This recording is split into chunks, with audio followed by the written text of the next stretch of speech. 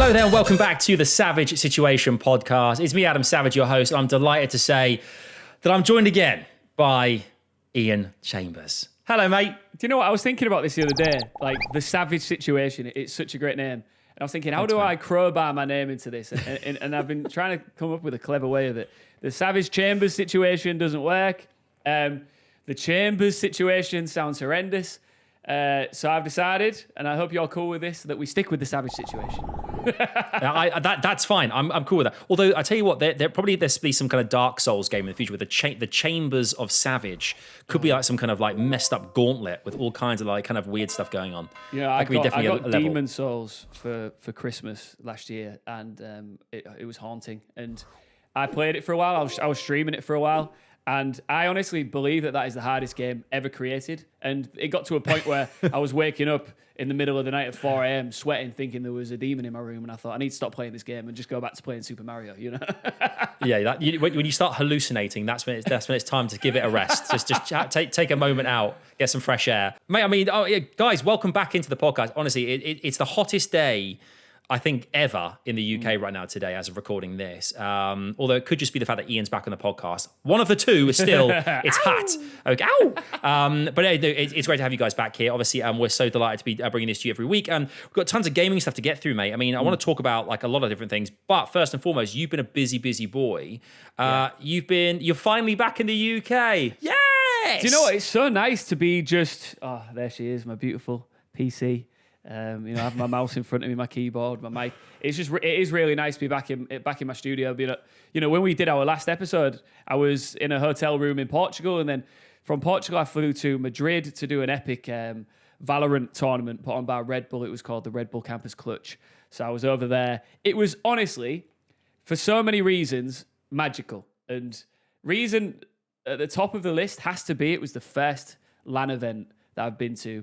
I think that anybody there had been to since the start of this crazy pandemic. And massive thanks to Red Bull for putting it on and putting it together. But long story short, it was a university Valorant tournament where it started off 25,000 players, 5,000 teams from over 50 countries, all competed in national finals. Then they went through the playoffs in London.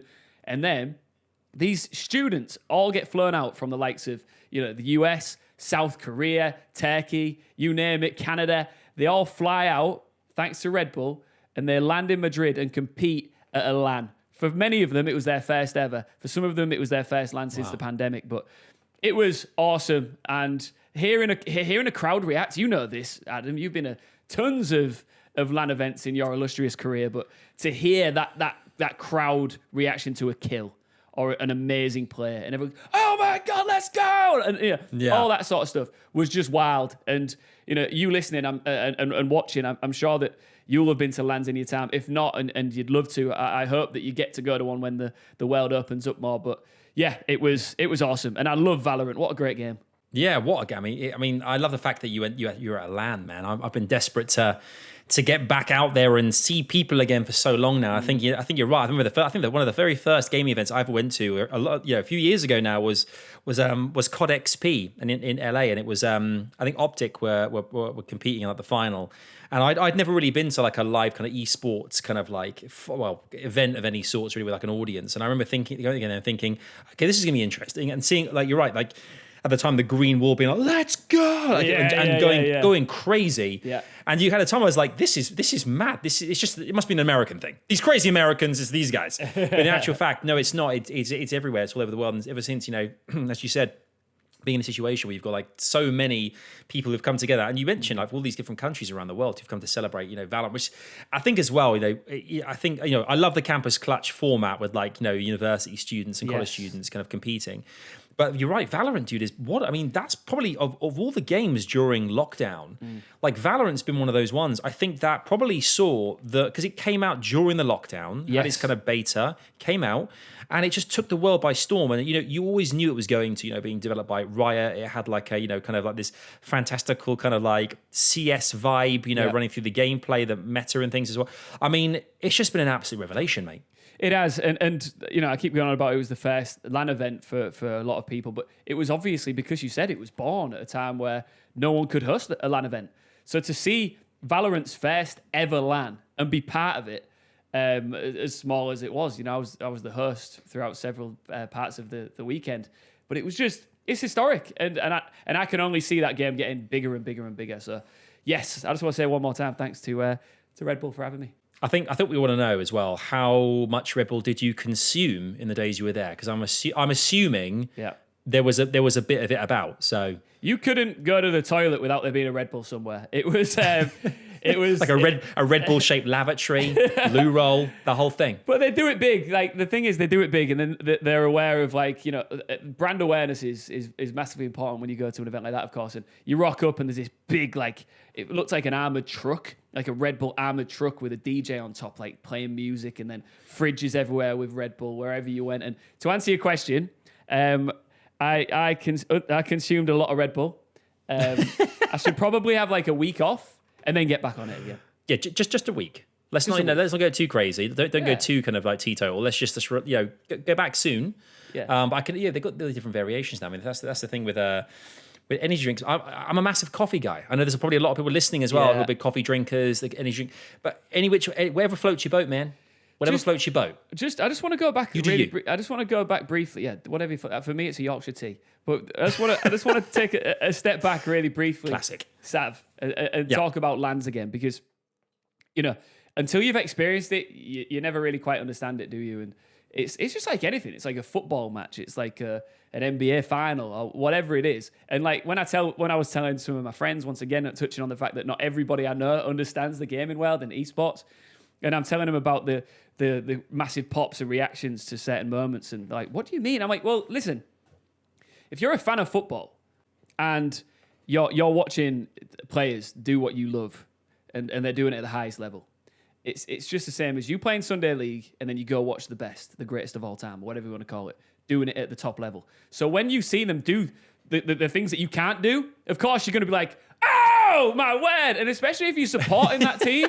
It's like anything. Do you know what I'm trying to say? It's like, yeah, man. For people who don't understand it, once you get there, I think you gain a greater understanding of what it's all about. Yeah, and it's a bit of a baptism of fire as well, because you can't really go there and half-ass it. You can't go there and be like, oh, I'm just going to sit here in the corner and wave my little flag and do my thing. It's like, no, you commit. All right, you don't mess around. You jump in, 2 feet, and arms, and head, the whole shebang. Right, go for it. Because I think that's the thing for me, is like you go to one of these events, and, as you mentioned, and if we're probably preaching here to probably a predominantly esports favouring audience here, but I do love the fact though that we're seeing a lot of this competition, this competitiveness, kind of like creeping its way into things like Comic Cons now as well. Like it's a great area to have, like, particularly Comic Cons. I've been to like Pokemon tournaments and seen like kind of all different things happen at Comic Cons as well. So it's great that it's kind of like managing to transcend to different areas now, live events in general, to kind of get a new audience to embrace it really. But and Sav, on the flip side, we've still got the virtual events going, and I know that you are making a name for yourself in the Fortnite world. Well, what can I say, man? Like, what can I say? I'm doing all right. I mean, I think Fortnite's been, for me, it's been a bit of a saving grace ever since it came out all those years ago. I've always loved the game. I've always really enjoyed it, and I got really lucky. I've talked about this before, I think, on a podcast very briefly, so I won't go into too much detail. But I hosted Katowice Royale, one of the first third-party kind of Fortnite events a while ago, and this is obviously pre-COVID. And it just so happens that we've come into 2021, and I was looking for a game to sink my teeth into. We talked about multi-gaming a lot, and how it's it's really hard to kind of you bounce from one game to another as a host or a talent in some respects, and to have one game that you focus a lot of energy into is really key. And Fortnite's been my puppy, and I've loved it so much. I got kind of brought on board to do FNCS. I'm back for another season, which is sick. Yes, we start that next week. Yeah, yes, sir. Season 7. I'm going to be an analyst on that. So I'm in kind of an analyst role now, which is a bit different to usual. Obviously, it's very different. It's not like kind of me going, "Hi, welcome to the show. This is what we're doing." It's more me like going, "Let's break down the meta of how that build varied compared to his teammates' build over there." And the defense, it's a lot more kind of detailed. But at the same time, it's been awesome. It's kind of led to me doing kind of like I've done Twitch Rivals, and I'm DreamHack again tomorrow. I've got the Cash Cup and Cash Cup Extra that I'm hosting, which is going to be great. So I'm looking forward to that as well. I mean, Fortnite's kind of interesting actually. It's one of these games as well that's had actually quite a lot of it's always getting a lot of like press regardless, like one way or another. Be it, they've obviously recently, because of the new Space Jam movie, which I am so hyped for, by the way. I love the original Space Jam. Listen, now LeBron's the in it. fact that, it's tough, isn't it? It's a tough one to follow. I think that sequels are very difficult, and Michael Jordan was a once in a lifetime megastar. He's like, when you actually think back to like the 90s and the stars that came out of it, you look at your likes of Michael Jackson, and I don't know. When you think there are so many, like Prince, like, do you know the top level? And then you think like Elvis and like top level superstars. Michael Jordan was one of those, right? LeBron, he's amazing. He's one of the greatest basketball players of all time. Does he have the same aura as Michael Jordan? I'd probably say probably not. Will the world go out to see him in a movie? I don't know. If you're not a Lakers fan, do you care? Nah, I'm not sure. But luckily you got Bugs in there, so I'll be going. Yeah. Tell me, by the way, you watched The Last Dance last year, the documentary about Jordan. Listen, bro, I don't think there's a better documentary I've ever seen. I think it's probably one of the best documentaries I've ever seen. It was one of those, wasn't it, where like the episode would finish and it was one of those where you would count down the minutes until the next episode. Oh my God, I'm with you. Just for you guys who joining us here as well, like with when it comes to like things like sport, obviously Ian and I are big sports guys, multi sports as well, not just football, but I guess both of us kind of like to keep our ear to the ground across all sports. For sure. And with basketball, like I've always been like, I used to play NBA Jam. Like I used to have the nuts out of that back in the day. I used to love me. He's on fire. He's on fire. And I love how you still say play the nuts out of it. Yeah, you played the nuts out of that game. Or there was always just the odd boom shakalaka for no reason. I don't know why that was. That was a thing. But NBA Jam was so good back in the day, and you always would look at like the Bulls and like you had like Jordan and Scottie Pippen. Yeah. You'd have like Muggsy Bogues for Charlotte Hornets and Patrick Ewing for like the Knicks. All these classic video game characters, which at the time, not being a massive basketball fan, I was more football. When I was younger. But then suddenly seeing this documentary that kind of all those people, it brings them to life like completely. Like in a human aspect, like these are real people, and not just kind of like you remember from who used to kind of break the glass in a video game all those years ago. Dude, I was totally enamored by not only the basketball world, but like Jordan he's built different. He's a different breed of human being. Different. He is built different. And the way that kind of winning mentality, it's so rare to see someone who is that dedicated to anything, but to see it in a sporting respect. And I had no idea about like, you kind of like look at the Rocky movies. Yes. And you see the kind of progression of Rocky and you kind of go, okay, it's fiction, but it's like, it's cool. That actually happened to Jordan. Like that was his life. The thing is, Sav, right? If me and you had 5% of whatever that is, that drive that Michael Jordan had, and you listening, if you had 5% of it, you could probably achieve everything you want in the entire world.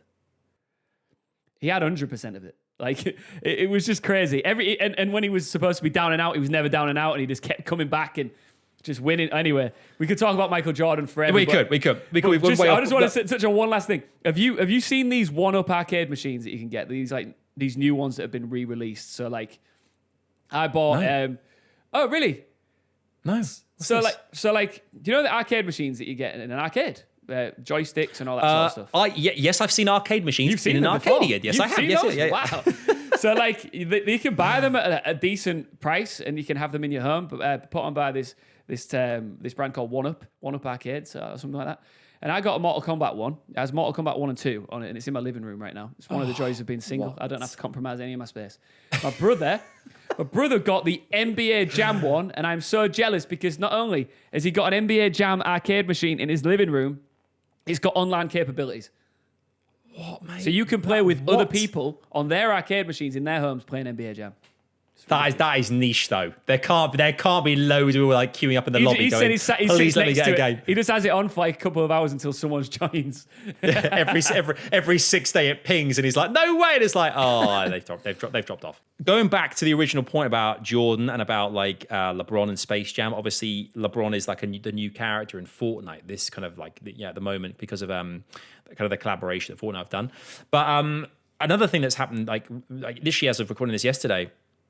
Booga, the world champion, the solos world champion of the World Cup back in 2019, has just got his Icon series like skin. Now this is a thing. This is a thing which, if you don't play Fortnite anymore, you're thinking, well, what the heck's an Icon series? Ultimately, there are a few creators or special individuals who aren't your LeBron Jameses or aren't your Captain Americas or whatever they might have used, or your Mandalorian to kind of put into the game, who are real people who have managed to get in. You got the likes of Lachlan, who's like a big content creator, like Fortnite creator. You've got Laserbeams, one of them, obviously Ninja. But it's pretty freaking awesome, dude, to get your own your own character in the game, but like your own back bling, your own kind of like emote. Like it's pretty much a dream come true for anyone. I love the whole games rewarding the gamers, the consumers, because it's great when they do it with professionals like pro gamers, but guys like Levin, I know you work with Levin 2K, right? Yeah, man. Great guy. My man, Levin, yeah. Lives and breathes Fortnite. And he's got his own Taco Tuesday skin. And can you imagine like being given that? And it's like, I think he's only like 18. Fortnite is a great game in the sense that it is very open to inviting in outsider, kind of like, be it talent or different IP into the game to basically say, hey, look, this is a bit of a sandbox, jobby anyway. If you want to be involved in this, obviously, pay us a lot of money. But at the same time, we're willing to kind of open the door to certain people and have them kind of, as you mentioned, to kind of, hype up certain things. And obviously, Levin, I think they've done it a few times with other kind of people who are involved in the Fortnite like scene as such, like in the Fortnite kind of world, where that they've invited them in to kind of like create a character or kind of like a special kind of one-off kind of like special event, whatever it might be, which I think is really, really cool. But that's why I've been kind of interested, because I was lucky in Fortnite recently. We did a FNCS finals, and within Fortnite they've got what's called Party Royale. I'm sure you know this anyway. Yeah. But basically, it's kind of like a sick space, man. It's like within the creative hub. Have you been to Party Royale? Do you know what this is, Ian? Yeah. So within Party Royale, it's basically, if you might not know, but ultimately it's like a hub where they can show like movies, they can show like concerts, like Travis Scott, or it might be performing. Marshmallow, they had some incredible stuff. In the FNCS finals, like I was in the game broadcasting on the billboard. Like people could like throw tomatoes at us. That's it was crazy, dude. I was in the game, and I hope to be again this season. But like it's like a really cool thing. But that's one thing that's projecting me, like my camera feed into the screen, to actually be a character, to actually be created by the developers at Epic, to be inside the game. That's freaking awesome, man. Like that's like that is stuff that you could tell your kids and be like, I'm in this game. And it's a thing, and you could play as me. And I love that, because I think with all footballers, you look at like FIFA, right? And all these different footballers are in FIFA, and every year their stats change and whatnot. But in Fortnite, other than aesthetics, everyone's the same.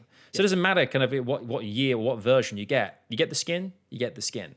Or as Fortnite call it, the outfit. So I think that's the thing, is I think it's a pretty amazing thing, isn't it? I don't know what game would you love to be in, Ian? What would you love to see yourself? I would love to be in Super Smash Brothers. I mean, oh my god, it could never happen. Oh my god, because I'd have to also feature in a successful video game as a star character. But to play as myself on Super Smash Brothers would be unbelievable. Or like to be on Mario Kart. Like, a Mario Kart character. Oh my god, that would be fierce. Can I just apologize, by the way, because I am. You said at the very beginning of this show that it is like one of the hottest days in England, ever. Are you sweating, mate? If you could see me right now, I am covered in sweat. I'm wearing a grey t-shirt, which was a bad idea. I can't open my window right now because my window's broken in my studio. I've actually got a show tonight as well, a Fortnite show, funny enough. Where I'm working. That's awesome. But right now, just whew, I don't know how I'm going to get through that show without sweating profusely. So I just wanted to apologise to our audience. No. And this is the reason that I always record the podcast trouserless. You got underpants on though, right? Moving on. So the next story is I think mate, it is very hot. He's got his tighty whities on, guys. He's got his tighty whities on. God, I can't even imagine who wears white front pants. Not me. Like who goes into a shop and goes, I fancy those. Even when I'm 90 and I go into a shop, I'm never going to go, I'm gonna go for the little I don't white know. ones. I think you So might. I could put my hand in the little front pocket bit. Like, why would you do that? I think what's going to happen is that maybe when you hit like 65, 70, it's just a genetic switch that hits within you, and you all of a sudden start buying tighty whities. So I don't think we can write it off. I think it might still happen. There's no way that suddenly at 70, I'm going to wake up one morning and go, I'm suddenly going to go and get a paper for not having done for 50 years. I'm going to go get a paper and sit there in my slippers and my dressing gown and maybe prune some weeds this afternoon. I'm not going to do that. It's all stereotypes, but I'm not going to do that. I'm going to sit down, crack on some, I don't know, some Rainbow Six and go to town on some noobs. There you know, go. that's what I want to do when I'm, maybe not when I'm 70, but we'll see what happens. Okay, that's the thing is a different generation, man. We got the internet now. Our grandparents didn't have that. Different generation. So, but I'm glad you brought the Switch up as well. Actually, a second ago with Smash Brothers, because although I know you love Nintendo, you've got a lot of time for it. Yeah. There is news this week, Ian, as well. There is a little bit of a game changer in the works here. It could be a spanner in the works for Switch users here. So Valve, who obviously create Dota 2 and CS, which I would say Dota and Valve and Counter-Strike are probably the two, if not the biggest esports in the world.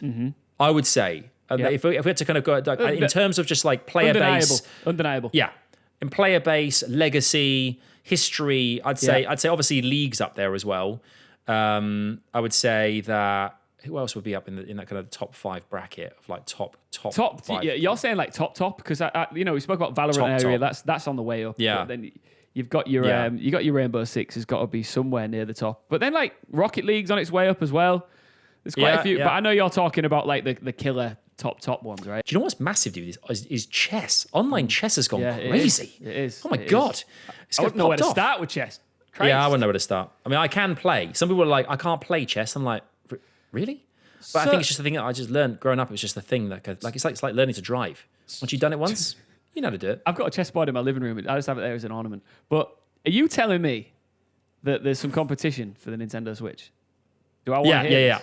Mate, yeah. So ultimately, right, Valve, creators of Dota and CS, have created, along with Steam, who obviously is the kind of major kind of PC kind of gaming database or library, a new Steam Deck, which is basically like a way that you can play all your PC games on the move.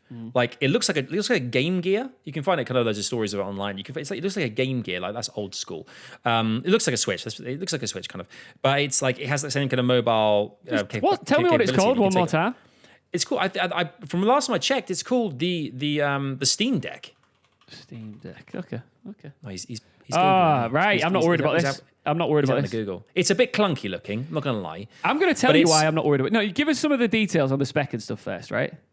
Okay. From what I gather, I don't think it has, as far as I can tell, online capability. But I could be completely mistaken here. What does it say? What does it say? What you're reading? So it's a 7-inch LCD touchscreen. It has an AMD processor, an AMD RDNA 2 GPU, and 16 gigabytes of memory. I imagine this has to have some form of online capability. But yeah, it must do. When I'm looking at this, right, here's what I'm thinking. So think of a classic PC gamer. This is coming from a man who never wants Nintendo to lose, so bear with me. I'm going to be a bit negative about it. You could be positive about it in a minute. Okay. So if you're a PC gamer and you want to get on Steam and you want to play your favorite games, right? Yeah. Where do you want to play it? At your PC? You do, don't you? Because that's why you play on your PC, because you want to be a PC gamer. By the looks of things here, just a bit of cost as well. So we're looking at, for a 64 gig version, $399, which is kind of around 320 quid or something. Yeah. 256 gig, we're looking at about 500 quid. And then for 512 gigs version, it's probably around 600 quid. For the spec wise, it's saying here like the architecture, the same as like an AMD Ryzen 3000 processor, it's pretty decent.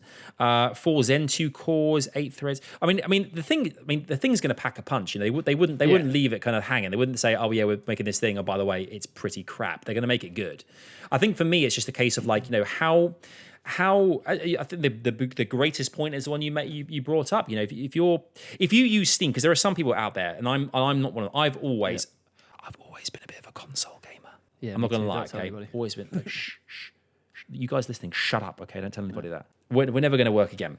But at the same time, consoles rule. Okay, so at the same time but for me, I've always been a bit of a console gamer. So for me, I can understand if someone's a PC gamer predominantly and all their games are on PC or on Steam or whatever it might be, then I understand that. I mean, I got into the phase recently of like Xbox Game Pass, and I was rinsing all the games that I didn't have like on my consoles at home, put them onto my PC there as well. Mm-hmm. So I've got a Steam account, I've got lots of games on there. But for me, the idea of taking that on the road with me and those kind of games, when I have got a Switch as well, I'm lucky to have a Switch. Obviously, the price point for this looks a little bit, kind of like cheaper than the Switch to a degree. Yeah. But unless you're really into playing PC games on the move, which I can't imagine is many people, I don't know why you necessarily get it. I understand it, and I understand why it's a cool concept. I just don't think that PC gamers want to carry their games in their pocket. I think they want their keyboard. I think they want their mouse. It might be a generalization I'm making here, but if because you want to play, PC gamers like to play competitively, and it's hard to play competitively on a handheld console. 100%. I think that's what is probably going to be integrated. It's going to be more focused on games which aren't the competitive ones that you would kind of associate. We've talked about Valorant or the Counter Strikes or whatnot. I don't think necessarily. I mean, maybe things like I can imagine things like Dota, or You could play Doom and have a bit of fun. Doom. Games like Doom, and I think that'll be it. I think using because there are so many games which are available obviously on Steam, which aren't the core kind of like competitive. Absolutely. I must everything's about kind of like the kind of like the tread on your kind of mouse pad, your mouse, the kind of like the key binding. That's all very serious gaming. But for more kind of like casual stuff, if you're not really a Nintendo kid, and you obviously are, I've played a lot of Nintendo as well, and I'm a big Nintendo fan too. But if you're not that way inclined at all, and you have been predominantly PC always, then this is like probably a really refreshing thing that you can do to still get the most out of your Steam. Oh yeah, I mean, I'm definitely eyeing it up, thinking I'd like to buy one, of course. But I'm also very conscious that I don't want Nintendo to lose. But yeah. It's interesting. It's definitely a spanner in the works for Nintendo for sure. Nintendo this week as well have released Zelda's Skyward Sword? Skyward Sword, yeah. The new in HD. And like that's, I'm sure you played the original. I mean, how hyped are you for that, mate? Really hyped. I loved it on the Wii. And the cool thing about it as well is that like the nunchucks and stuff. So when it came out on the Wii, you swung your sword with your Wii remote, with Wii Motion Plus in it. You swung your sword. Swung your sword. I don't know how you say it, but see, I don't know if swang's a word, but I'm totally cool with it. I think that's what we should. I know what you mean. Let's just roll with it. So you swang. Hey Siri, define the word swang. Swang, a cool word made up on the podcast. Great, thanks Siri. You swing your sword with your Wiimote, and your nunchuck would be your shield, and it was awesome. So now with the what's it called? The Joy-Cons. It's the same thing on the Switch. So it's all very motion based, which is really cool. And I think it's important for Nintendo fans who love Zelda that you get these little HD remakes to keep you ticking along before the next one comes out, because they wait a long time and they spend a lot of time rebuilding the next one. So Breath of the Wild 2, I think it's next year it comes out. So this will keep me ticking for a while. However, there are lots of other HD remakes that I would like to see in front of Skyward Sword. Go on. There's a set. All right, two. There are two that I would love to see. Okay. All right, GoldenEye. In HD. There are complications with it. There's a reason why. It's because the motion picture studio behind GoldenEye the movie owned the rights to it. Also, it was developed by Rare, who are also no longer partnered with Nintendo, so we're probably never going to see that. If you go on YouTube, you can actually see a version that was made for the Xbox 360 or Xbox One. I can't remember which one it was. It was actually an official one that was made and leaked, but they could never get through all of they couldn't get through all the hoops and rings to get it released because there were so many issues with it. But you can check it out, and it's awesome. And I would love to see that remade in HD. But also, one of the most underrated adventure games of all time, Donkey Kong 64 in HD, I would love to see as well. Donkey Kong 64 in HD. Adventure, yeah, I'd love to see that. Any you'd like interesting. To see? What would I love to see remade in HD that wasn't great? I mean, I was massively on board because I loved Final Fantasy VII growing up. I was a huge Final Fantasy VII fan. I loved it, one of the biggest games of my life. When it was remade, it wasn't it wasn't exactly what I. It was the same, but it was so different in so many ways. It was like, oh, okay, that's not what I wanted, but fine.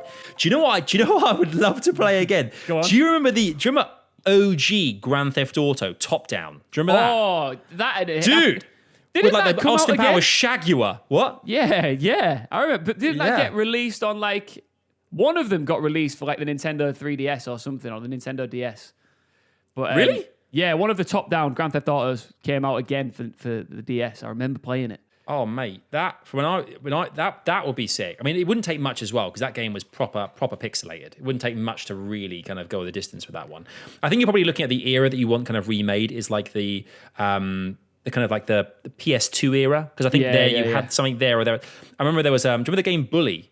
The one that was kind of the Rockstar one. That was so like the kid at weird, school. but great. It was such a weird game. Had this kind of weird kind of Beavis and Butthead vibe, but it was pretty it did. savage and kind of like it was like you could literally beat kids up with a plank you found like behind like the janitor's shed. It was weird, so strange, but it was like I just remember that thinking that would be pretty sick. I'd love to see that again. Yeah, that was PS2, wasn't it? The Yeah. only thing about HD remakes for me, and I'm on board because I'm a big nostalgia guy. You know, I'm happy to always see things return for another go round. Yeah. The merry-go-round, 100%.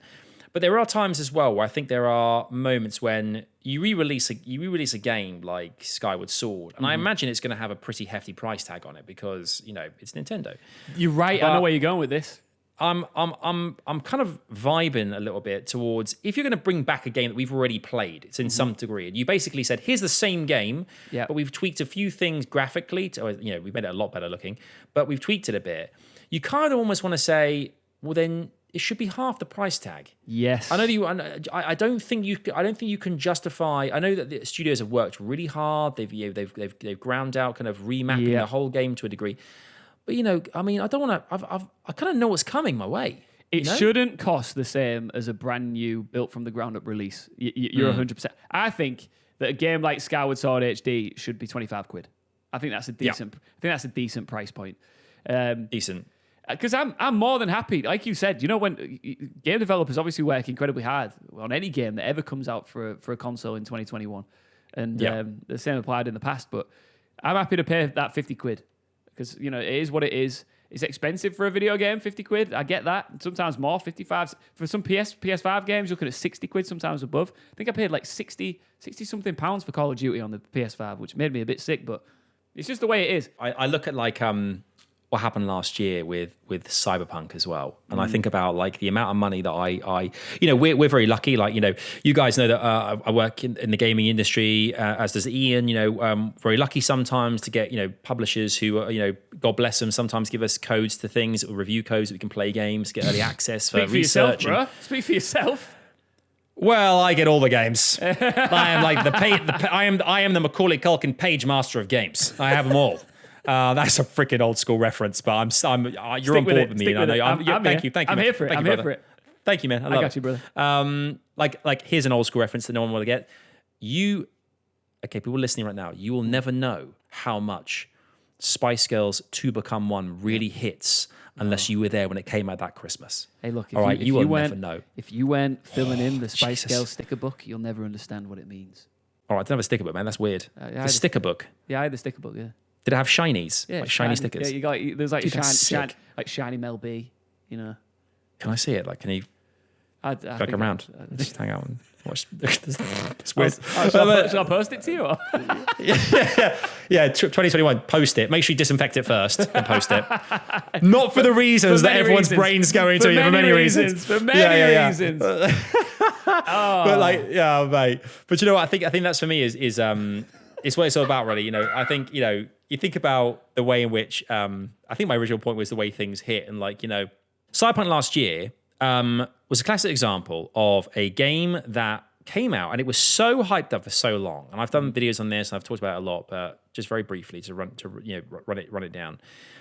Here's a game where we all spent, I did £60 on buying the game. And I was so excited for it, and it came out and it the did hype not was real deliver for it, on wasn't any it? level. No.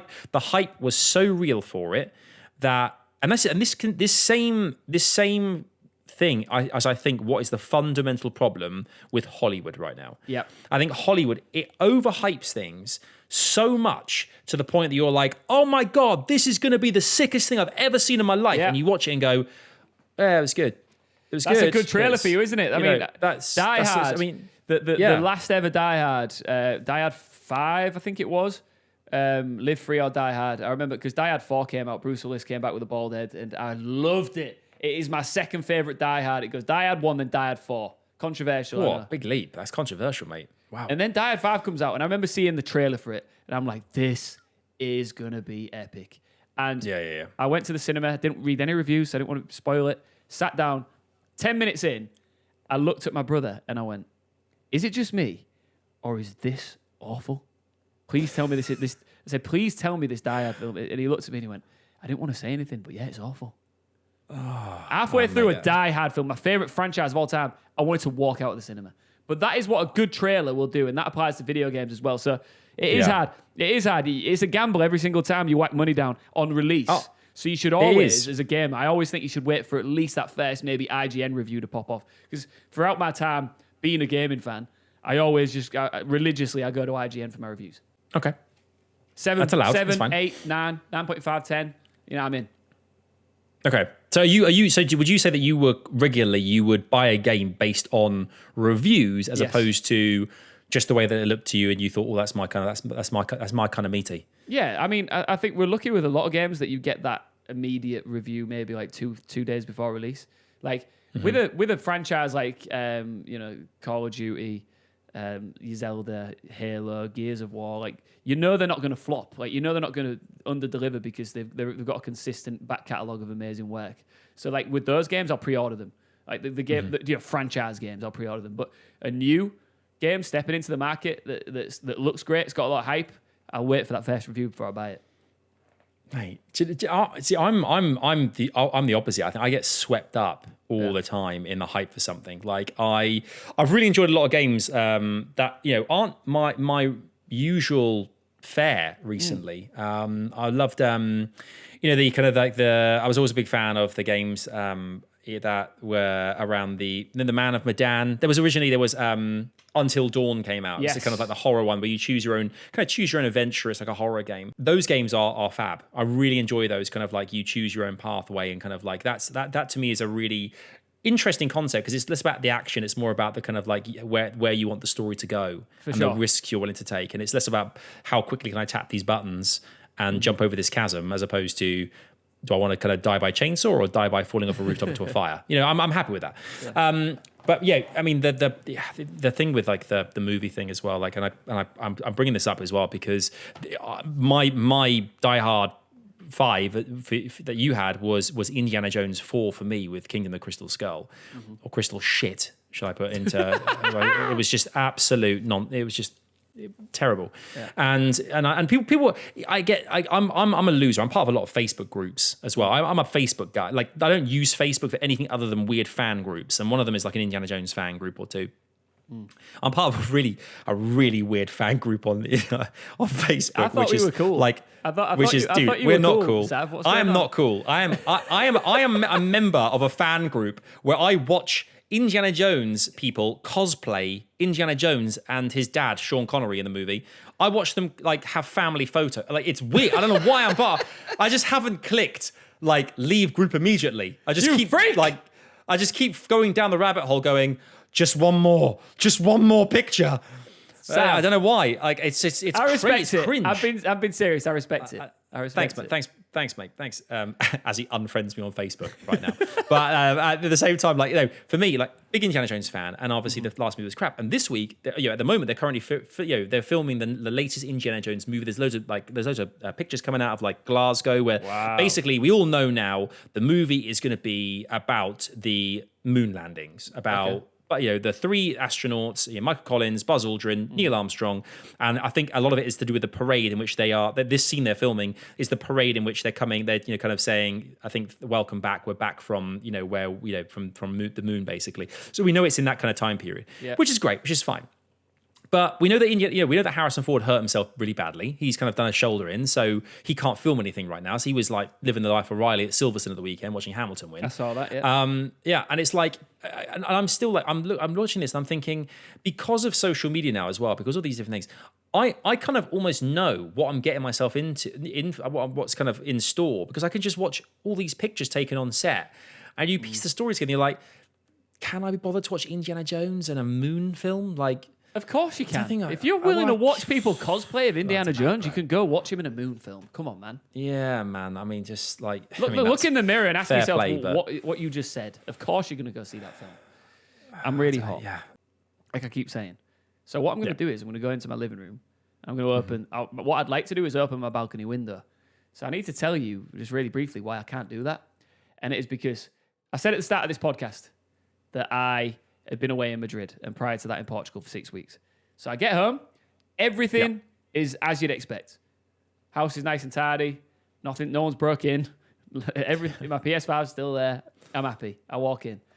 However, I look out onto my balcony, and sitting on my balcony floor is a pristine, circular bird's nest with a large pigeon sat in the middle of it, right? And I'm thinking, this is so weird. And I looked at it and it wasn't moving.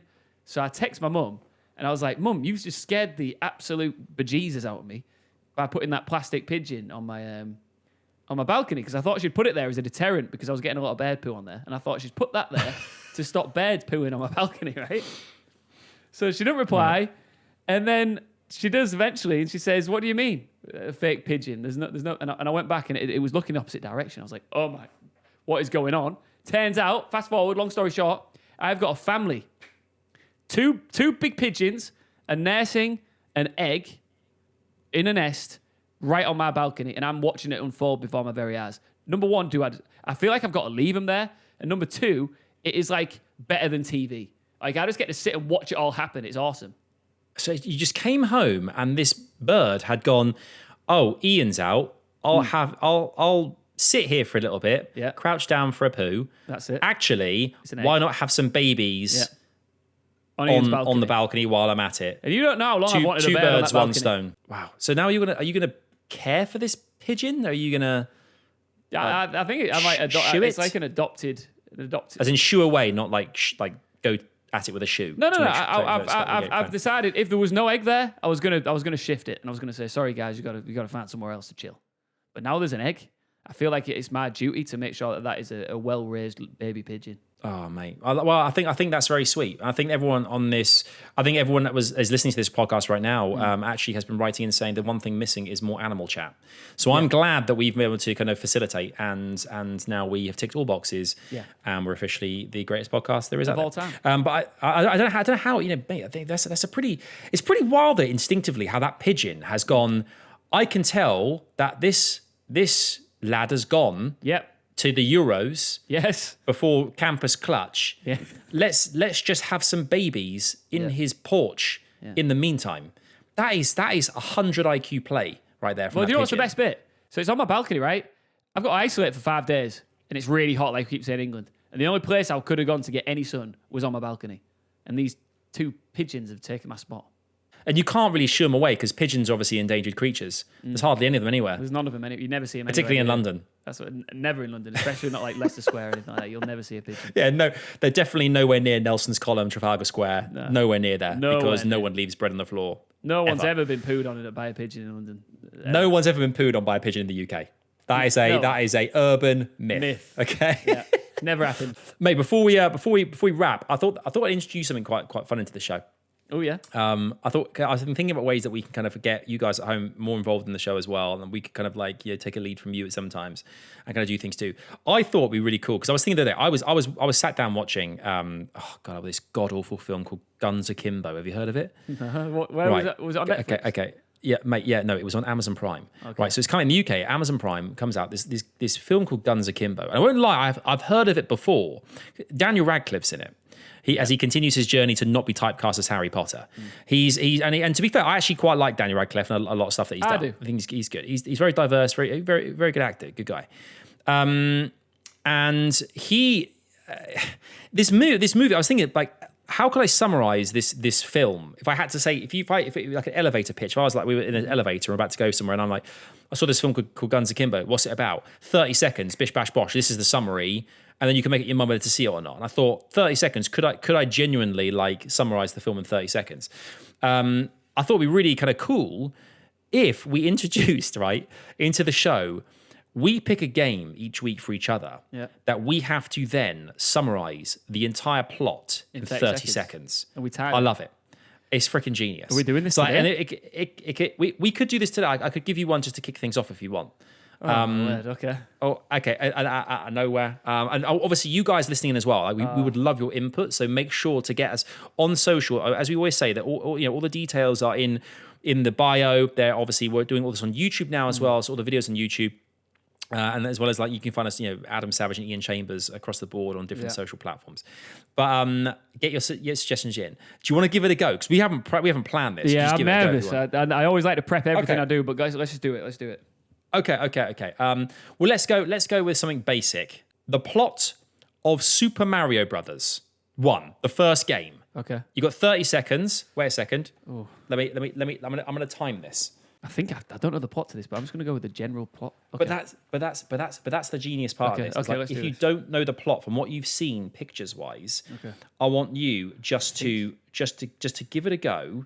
30 seconds starting from now. You are an Italian plumber with a mustache. I think your brother is also a plumber and he's going to be there with you. And you are wearing a red with a blue overall outfit with a red hat. And you are on a mission to get back your girlfriend. I think she's your girlfriend. She's called Peach. She's got blonde hair. She's been captured by a big dragon-looking bloke with a big green shell, breathes fire, and he's got like orange hair. You've got to run, you got to jump, you got to throw fireballs, you got to look out for the piranha-like plants that start chopping away at you when you jump over them, and you go down green tubes and collect coins. And while you do it... That's it. And why you do it, And time is up. That's hard. That's so hard. That is hard. I got a lot in there, though. Mate, do you know what? Solid effort, though. I think you went a bit detailed. You got key moments. You went very detailed on his outfit. I quite like that. You were specifics. Those were wasted seconds. Those were wasted seconds. I thought you went down a very fashionista pathway. They're like, we didn't need that. We need more context. But we live and we Bowser. learn. We live and we learn. All right, then, Sav. I've got my timer up. Okay. I got my timer up right here, now. All right. Go. Test me. Well, I mean, it makes complete sense to... Test me. It makes complete sense to go down the Sonic the Hedgehog direction, I think. Okay. Oh, Jesus. Okay. First ever Sonic the Hedgehog. You've got 30 seconds. Starting from now. You're a hedgehog. You're really, really fast. There's a guy called Dr. Robotnik, and he's taking all the animals from everywhere and putting them in these giant, like vacuum things. You've then got to speed your way around this, about different environments, trying to collect rings, which make you go faster. They're also kind of like a lifeline as well, to get to these end levels where you find Robotnik in different iterations. He's got different contraptions. He's got this crazy, weird technology. If you beat him in some respect, he runs away. You free the animals. You save the animals. You then keep going through this same cycle. A bit like Groundhog Day until you take them. So much better than me. That is hard. But I think I got the major points out. I got the major points across as well. So much I think I need like a visual clock as well, so I can kind of count down. But all right, wait. Just out of curiosity to see if I've improved. Let me try and do Mario one more time. All right. Okay. All right, just for my own peace of mind, because I've learned from the master now. Okay. Ready? All right. You've got 30 seconds. The plot of Mario. 3, 2, 1.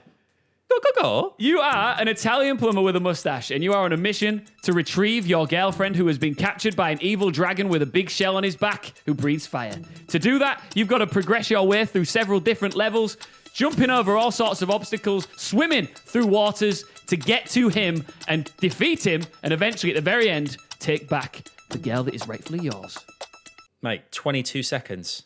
Bish, bash, bosh. See? I learned from you. That is... Mate, we our powers combined, we are Captain Planet. That was incredible. We should do that with guests. When we get guests on, we should do 100%. That. And also, that is a thing. If we ever, I'm throwing this out here live on the show, not really knowing where we're going to go with this, but if anybody listening to this wants to come on this show and test their luck, you're more than welcome to step up. Get on here. I love that. I absolutely love that. Hit us up on social media. Send us your plot review of a game on social media. I will happily watch that and see how plot review in a tweet. Plot review in a tweet. Plot review in a tweet. Yeah, tag us plot review, and then when you do that plot review, make sure as well. The more we'll respect, the more ridiculously big the storyline is that you manage to sandwich into 30 seconds. Yeah, we'll do like little claps like this in our bedrooms by ourselves for you when no one's looking. The louder they'll go. All right? Only we'll be able to testament to that. No one else, there won't be any evidence of that, but we guarantee it's a thing. I've loved that, mate. This has been an absolute joy. This has been so much fun. I love these new little games. This is great. We're definitely going to get, as you said, some guests on as time progresses, as you go forward with the podcast as well. But we're loving the way that this has kind of like landed already, and you guys have been so receptive and so kind of like so excited about everything that's coming your way with the Savage situation as well. So do make sure, as we said, to follow us on socials, to get in touch with the show. Let us know your thoughts. All the different videos, we've got highlights and the episode we uploaded to YouTube as well. Do make sure to check it out there. Savage Situation Podcast on YouTube. Iain, go save your pigeon. Yes. Dry off. I'm going to go put some trousers on. Yeah. And I look forward to seeing you on the next one, brother. Absolutely. Thanks so much for watching and listening, guys. Bye-bye. Bye now.